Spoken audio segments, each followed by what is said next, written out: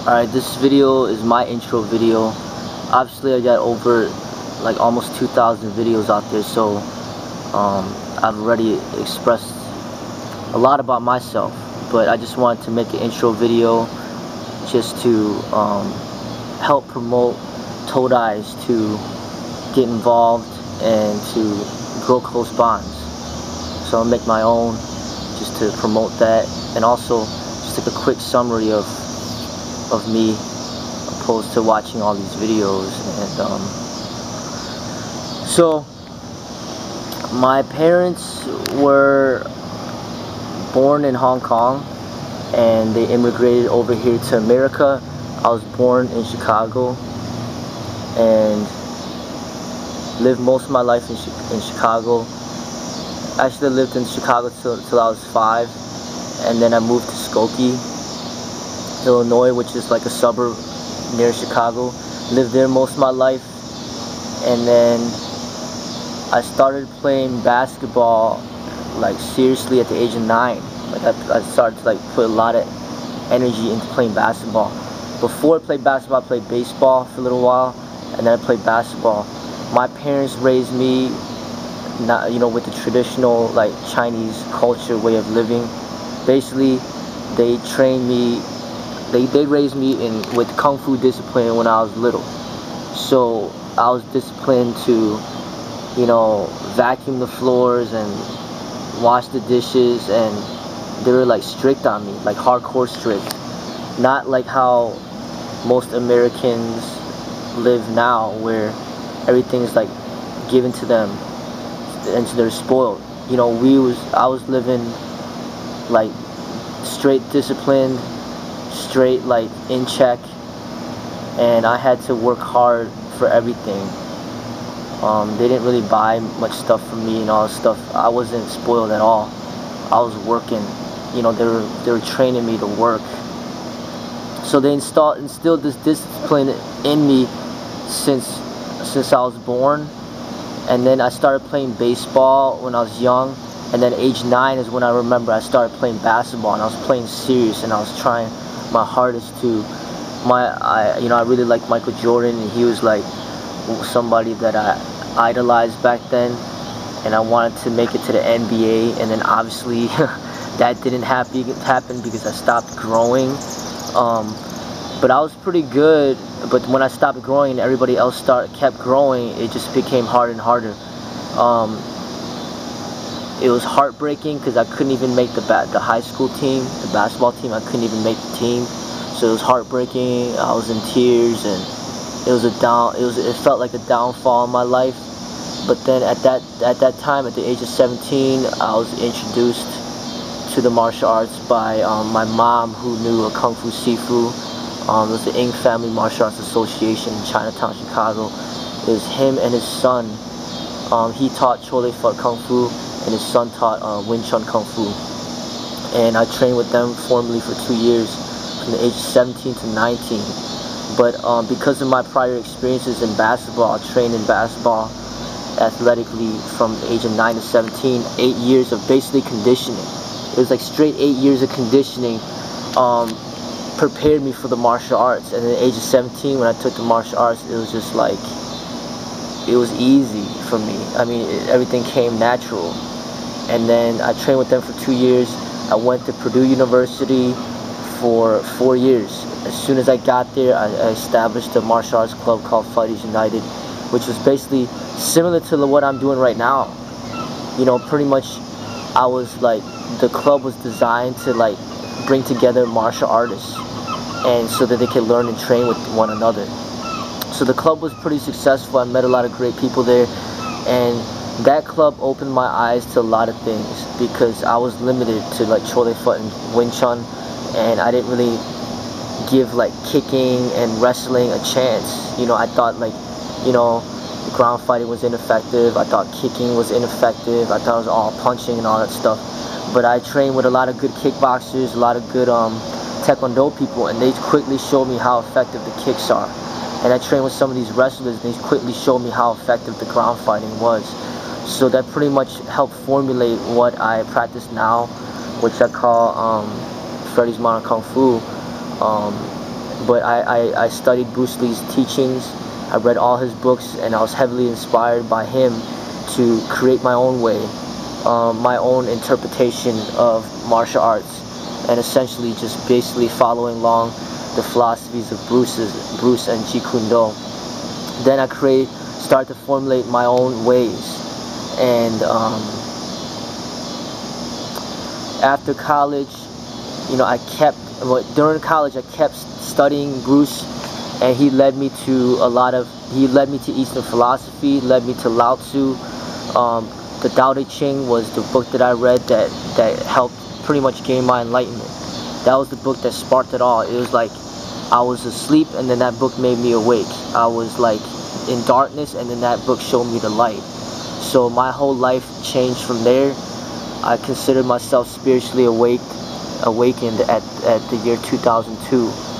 I think I was around the age of 20. So I went to college. I graduated with a bachelor's in management, but at the same time, my whole life at Purdue was martial arts. That's all I put my time and energy in. That's all I cared about, and I trained like almost every day. And you know, I trained from like 2 hours to 4 or 6 hours a day. That's all I did over there. When I got out of college, I didn't know what I wanted to do. I went into some management jobs that didn't work out. I went into security. I liked security, but the pay was really low. But I liked the job. And then I started working security, and what I did was I read a lot of books while I was doing the security thing. Like I'd be sitting doing the security, and I'd be reading a bunch of books, writing a lot, and writing philosophy, and just like gaining greater knowledge and wisdom, whatever. My sister suggested for me to look into law enforcement, and I did that. During this time, right before I left college, actually I met Jenny, which is my wife right now. We fell in love, and things sparked quickly. She was the one who got my art to be more yin, like more soft and gentle, and to balance it out more. Because I was I wouldn't say I was too much yang, because I was never that competitive person. I was always like more of an artist. I didn't really care to compete and all this other stuff. But she really showed me the beauties of yin, and just basically like the beauties of not fighting and not having to like prove yourself and all this other stuff. So she helped me turn my art into something more in peace and more in harmony. Okay, so I met her when I was in college during my last year. After I graduated college, like I said, I went to the security, and then I went into law enforcement eventually. I got hired into law enforcement, and I thought it was the perfect job for me. I thought I was like a modern day samurai, a modern day martial artist or whatever. And I was making great money. Everything was going good up until I started to go through a lot of like racial discrimination in the field. And then I complained about it, and then as soon as I complained about it, they turned against me. And eventually I got wrongfully terminated. I got pushed out of the field. During that time I had 4 kids. I still got 4 kids. We're on the 5th one right now that's coming. So I got pushed out of the field. It was a devastating thing, and to lose, you know, because I was making a good amount of money. Everything was good. You know, I got pushed out of the field, and I didn't know what to do. Me and Jenny were struggling to figure out what to do. Eventually, we ended up deciding to open up a restaurant. So we opened up Jenny's Gourmet, and in Jenny's Gourmet, I had like decided to have like a little private studio for me to continue to train on my own. It wasn't until I got wrongfully terminated that I go public with my teachings. Up until that point, I kept all the teachings within me, and I was just training privately. Maybe just a couple people here and there I would train, but I never went public. I was not on YouTube, I was not on Facebook, I was not on the internet or any of that. I was just training on my own and everything. Finally, when I got wrongfully terminated, I went public on YouTube, and I just made up a channel for fun. And then eventually, Jenny actually helped me formulate a name for what I practiced. She helped me come up with the name Freddie's Modern Kung Fu. I liked it a lot, and then I went with that, set up the YouTube channel, and I got some decent responses, and it was, it was nice. I got some decent responses from it, and then it just took off from there. So we opened the restaurant. The restaurant was not doing good in business. We spent a lot of money opening it. Business was going horrible. And then that forced me to open a public location right within the restaurant. Just to have like a public physical location. I started to advertise, to training more. So I was advertising on YouTube, advertising at the studio location, and then that's where I'm at right now. I'm continuing to push it, and I think everything happens for a reason. If I would have stayed in the law enforcement field, I would have gotten paid really well, but I would have never went public with my teachings, because that field does not allow you to. You have to live in privacy. You can't put yourself out there. You could pretty much lose your job, if you express yourself the wrong way. So I was planning to work that job until retirement, to have, to teach my kids and just stay private. But what happened at work, and I got discriminated against, and I got pushed out of the field, it forced me to go public. And this is just what happened. Now there's the Freddie's Modern Kung Fu, now there's the YouTube, and now I'm teaching people, teaching people the martial arts and Kung Fu, and I'm connecting with great people, and I love it. I love connecting with people that have like similar values, and people that want to help better this world. I love like connecting with people from all over the states, from all over the world, and I think it's meant to be. I think it's really meant to be, and really I think it's up to me to stand up against corruption in this world. I stood up against corruption in the police field. I did what I could to stand up against it, and now I'm standing up for against corruption in the martial arts community. I'm standing up against the MMA thing. The West is all about this team versus that team.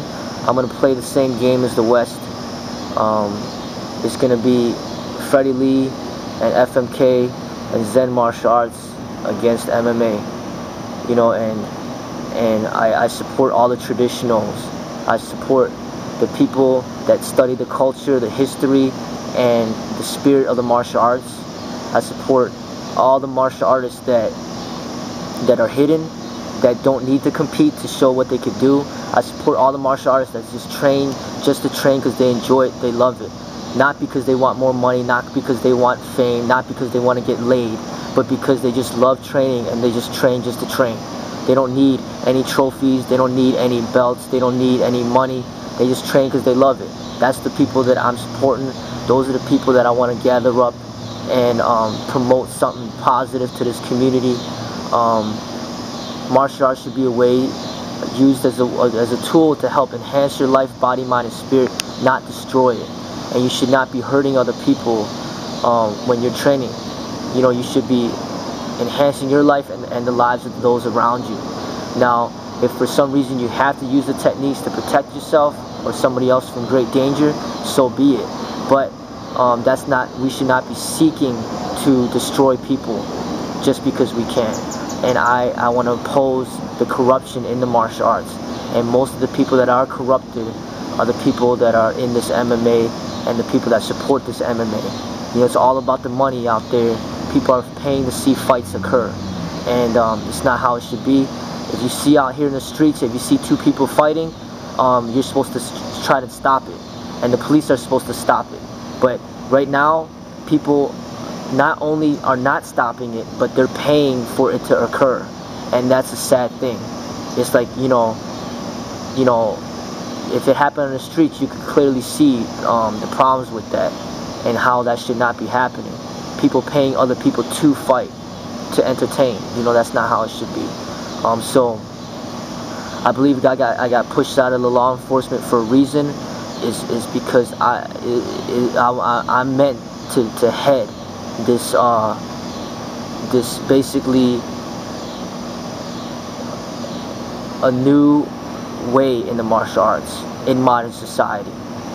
You know, Bruce Lee during his time was speaking against the tradition in a way of showing something different, and then now it's my time to speak against this this violence in combat sport, into siding with the traditions, into promoting something healthy and peaceful for society. And I see that we're supposed to achieve a balance, and most people, they only understand extremes. They don't understand balance. You tell them that the tradition is not effective, and then all of a sudden they want to be violent. You tell the people that are violent to appreciate the tradition and the spirit, and then they turn into machines. But in between is the truth. The balance is the truth. And Bruce Lee did the best that he could to show that balance, and he did a very good job. But people don't understand that there is a line that you don't cross, you know, when it comes to expression in the martial arts. And you have to know where that line is. Just like if you're a police officer, there's a line that you don't cross, and then in which to become a criminal. So if you remember that movie Training Day with Denzel Washington, he was dealing with that struggle for mostly his entire career in that movie, and he kept crossing that line into being a criminal. So really, there's corruption all over this world, not just in the martial arts, but all over this world. There's corruption in politics, there's corruption in law enforcement, there's corruption in the military, there's corruption in the corporations, there's corruptions everywhere. Alright, so I'm here to oppose the corruption and to promote something positive and true. Alright, and I want to basically gather up a bunch of people that want to promote something positive for society. And my slogan for the FMK, Freddie's Bar Kung Fu, is balancing body, mind, and spirit. So we always got to remember to balance our body, mind, and spirit. Within the martial arts, the body is represented by like hardcore fitness, like being very strong, very fit. The mind is represented by having a scientific understanding of combative techniques, and the spirit is representing like your inner being, your inner heart, and your compassion towards this world. If you're missing any of those components, I do not see you as a martial artist, or you're not complete, you're not balanced. And we need to strive for balance, and we need to promote others to be balanced. So for those hardcore combat sport athletes, what they need is some spirit. They need some spiritual training. 10 years of fitness training, 10 years of combat training, and 10 years of spiritual training. That's what they need to get a balance. But as soon as you forget one aspect, you're not complete. And really, I see a lot of intellectuals out there that are hidden. They may not be the fittest in the world, but for them to have great experience, great knowledge, and a good heart within, that's what I promote. And I want them to join FMK, and I want us to make an impact, a greater impact on society. Because together as a whole, as a team, we could make a greater change for society. I can't do it alone. I have been doing it alone for a pretty long time, for quite some while. But if I get some people on the team for us to promote together, we're going to make a greater change. And slowly but surely, we can give an opportunity for people, something that's different than combat sport, something for them to get involved in to better their life, opposed to getting synced into and sucked into this violence and aggression and competition and ego and pride and all this crap out there in the combat sport. I want to give them another option. I want to give them something real, something that's effective, practical, and at the same time helps develop their inner selves, so then they do not have this need or desire to feel like they have to prove themselves. So that's kind of what I'm all about right now, and everybody that's supporting, you know, I'm thankful. and for the Todais that are you know, putting out the videos. I think it's great. Some of us will be in the backdrop, and some of us will step forward and promote and inspire. Okay, so Yip Man was in the backdrop while Bruce Lee stepped forward to promote. So we will have the promoters, the people that step forward, and we will have the people in the background that will silently make a change. And that's what it is. So figure out where you're at. If you want to be one of the silent people that silently make a change, or if you want to be one of the people that step forward and help promote. Alright, so that's my intro, and that's it.